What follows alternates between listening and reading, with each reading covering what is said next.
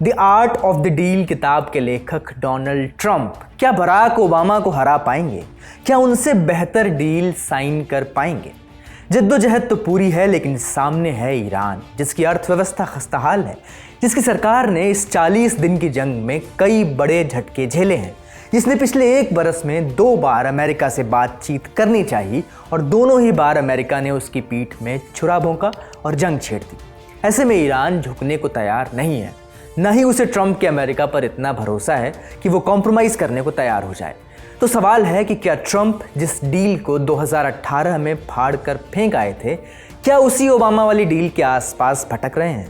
आज इन सब पर बात करेंगे, साथ ही आपको ले चलेंगे ईरान की सड़कों पर, सुनाएंगे वहाँ की जनता का आंखों देखा हाल। नमस्ते, मेरा नाम है अंकुर और आप देख रहे हैं ललन टॉप का अंतर्राष्ट्रीय प्रसंगों से जुड़ा रोजाना का कार्यक्रम दुनियादारी।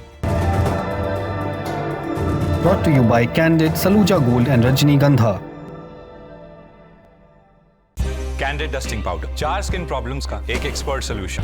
कैंडिड डस्टिंग पाउडर, हटा खुजली, लगा कैंडिड। ईरान और अमेरिका में कोई डील होगी या नहीं होगी, भी तो कैसी होगी, किसके हक में होगी, इन सवालों पर चर्चा शुरू होगी तो नाम आएगा बराक ओबामा का, अमेरिका के पूर्व राष्ट्रपति।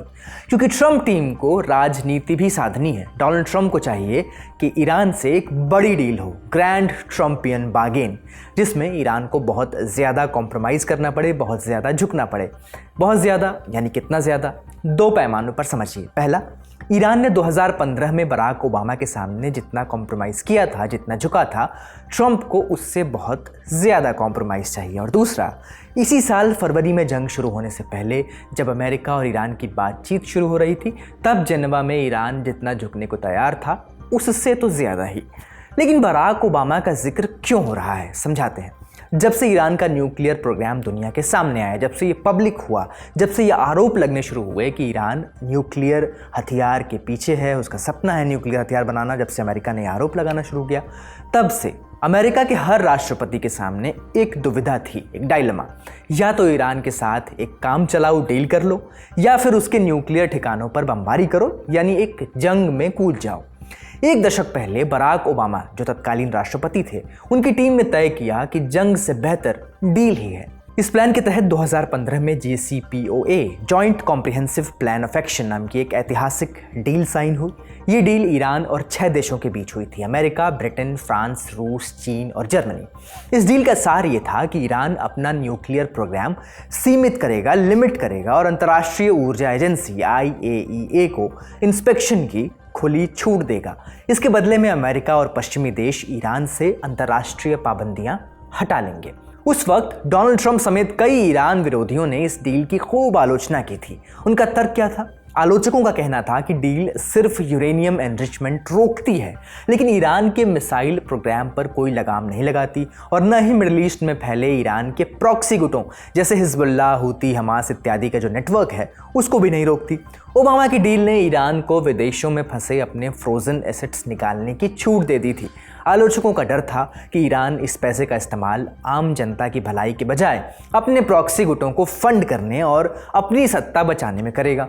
सबसे बड़ी शिकायत एक और थी, समय सीमा को लेकर।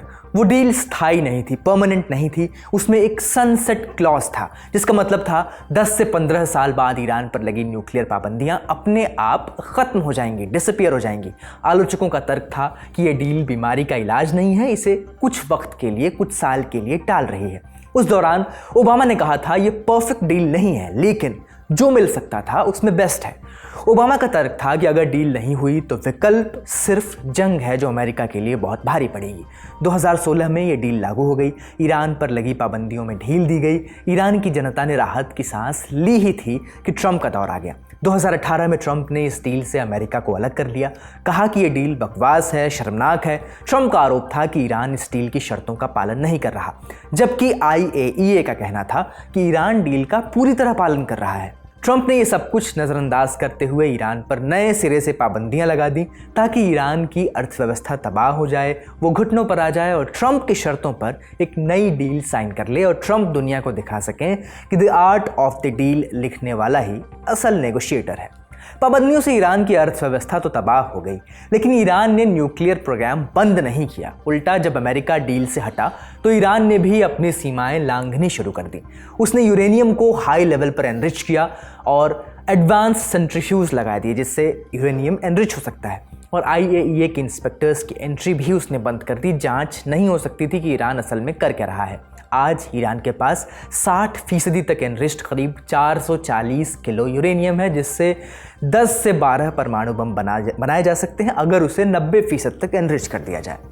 और 2026 अभी चल रहा है और 40 दिन की जंग के बाद, 40 दिन की बमबारी के बाद अमेरिका फिर से ईरान के साथ एक न्यूक्लियर डील के लिए नेगोशिएट कर रहा है।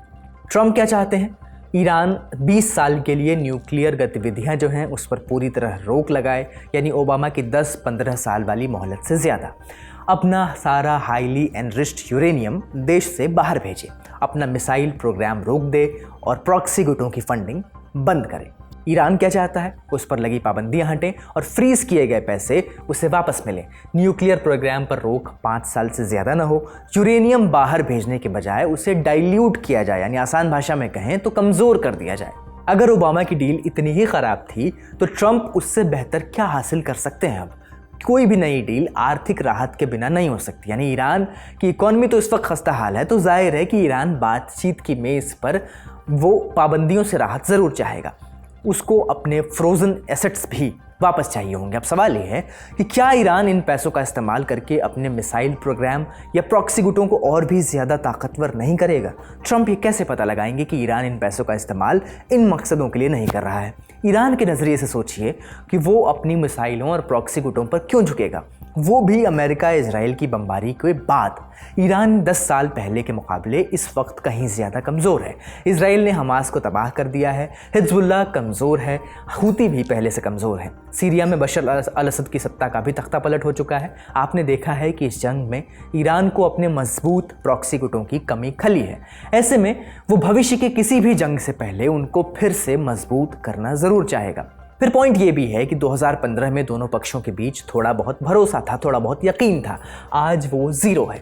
ईरान को पता है कि कल को कोई और अमेरिकी राष्ट्रपति ट्रंप की तरह ही आकर फिर से डील तोड़ सकता है। अगर ईरान की शर्तें देखें तो ईरान फिर से एक ओबामा के JCPOA जैसी डील चाहता है, जिसमें न्यूक्लियर प्रोग्राम पर कुछ समय के लिए, कुछ साल के लिए पाबंदी लगे, मिसाइलों पर कोई बात न हो और पाबंदियों से पूरी तरह राहत मिले। यानी घुमा फिराकर वही ओबामा की JCPOA वाली डील। तो क्या ट्रंप की the art of the deal यही कहती है कि 40 दिन तक ईरान पर बम बरसाने, दुनिया भर की अर्थव्यवस्था का कचरा करने और मिडिल ईस्ट को जंग में झोंकने के बाद वो वापस लौट फिर कर उसी ओबामा वाली डील के आसपास आकर खड़े हो गए हैं? भारत का सबसे भरोसेमंद Saluja gold TMT bars. Saluja gold TMT।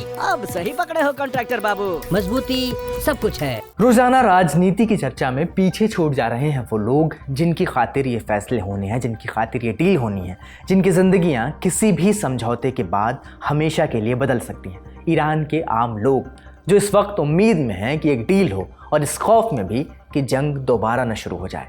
BBC की पत्रकार लीज डूसेट ने ईरान की राजधानी तेहरान और उसके आसपास के इलाकों से एक रिपोर्ट दी है, मौजूदा हालात बयान किया है। स्क्रीन पर देखिए। तस्वीर ईरान के जंजान प्रांत की है। जिन गाड़ियों को पुल पार करना था वे नीचे ज़मीन पर खड़ी हैं।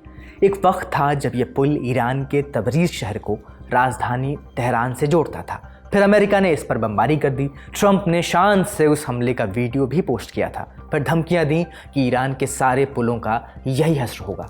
धमकी तो धमकी ही रही, लेकिन लोगों के जीवन पर ऐसे हमलों का असर आज भी बना हुआ है। गाड़ियां अब टूटी फूटी सड़कों से घूमते फिरते हिचकोले खाते हुए गुजर रही हैं। ऐसे रास्तों पर आगे बढ़ें तो तबरीज़ शहर के बाहरी इलाके में Islamic revolutionary guards core IRGC का एक बैरक दिखाई देता है, जहां कंक्रीट के खंभे मलबे से बाहर झांक रहे हैं और उन पर एक बड़ा सा ईरानी झंडा लिपटा है। जंग के इस माहौल में भी हाईवे पर नए नए बैनर टंगे हैं। इन पर 1979 की क्रांति के बाद के तीनों सुप्रीम लीडर्स की तस्वीरें हैं, Ayatollah Ruhollah Khomeini, Ayatollah Ali Khamenei और उनके बेटे मुस्तफा खामनेई। जाहिर है हुकूमत अपनी मौजूदगी दर्ज कराना चाहती है। इसके बरक्स एक और ईरान है जो अब तक मौजूद है, जिसे पत्रकार ने एक पुराने रेस्तरां में देखा।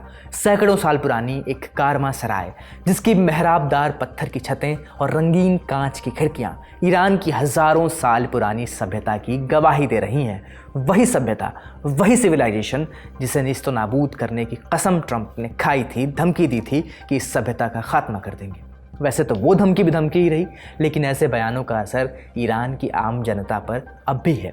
पत्रकार को एक बुजुर्ग महिला मिली जिनके चेहरे पर चिंता की लकीरें थीं, जिन्होंने लीज से कहा कि मैं डरी हुई हूँ, अब अल्लाह के हाथ में ही है सब कुछ। ऐसी उम्मीदों और आशंकाओं के बीच भी आम लोग भू राजनीति, जियोपॉलिटिक्स को बखूबी समझ रहे हैं। एक युवा ईरानी लड़की ने कहा, ये सीज़फायर टिकने वाला नहीं है, ईरान होर्मुज़ स्ट्रेट पर अपना कंट्रोल कभी नहीं छोड़ेगा। एक और शख्स ने कहा, ट्रंप ईरान को चैन की सांस कभी नहीं लेने देंगे, वो हमें निगल जाना चाहते हैं। कुछ और लोगों की जो बातें हैं उनकी ही मुंहज़बानी सुनिए। चाहता था कि युद्ध न हो, शांति और सुकून बना रहे, लेकिन अब लगता है कि जंग और टकराव के अलावा कोई रास्ता नहीं बचा है। हर तरफ बस मायूसी है, उम्मीद जैसे खत्म हो चुकी है। दिल यही चाहता है कि ईरान के लोग खुश रहें। अनिश्चितता सबसे ज़्यादा परेशान करती है। अगर लोगों को लगता है कि जंग से ही कोई हल निकलेगा तो फिर जंग ही हो जाए, ताकि कम से कम कोई नतीजा तो निकले। आपने सुना कि लोग कई हिस्सों में बटे हुए हैं, कुछ शांति चाहते हैं, कुछ तो आर पार की लड़ाई के लिए भी तैयार हैं, लेकिन सबके लिए आखिर में यही उम्मीद है सबकी कि उन पर लगी पाबंदियां हटाई जाएं, उन पर लगे सैंक्शंस हटें और ऐसे बदलाव लाए जाएं जिसका वे बरसों से इंतज़ार कर रहे हैं। हमारी उम्मीद भी यही है कि हर तरफ खुशहाली आए। ईरान जंग से जुड़ी खबरों पर हमारी नज़र बनी रहेगी। फ़िलहाल बढ़ते हैं सुर्खियों की ओर।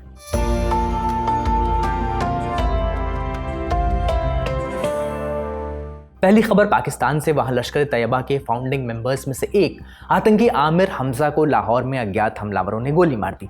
उसकी हालत फिलहाल बेहद गंभीर बताई जा रही है। मीडिया रिपोर्ट्स में सामने आ रही जानकारी के मुताबिक लाहौर में एक न्यूज़ चैनल ऑफिस के बाहर हमलावरों ने उस पर फायरिंग की। हमले में वो गंभीर रूप से घायल हो गया, जिसके बाद उसे तुरंत अस्पताल में भर्ती कराया गया, जहाँ उसकी हालत नाजुक बनी हुई है।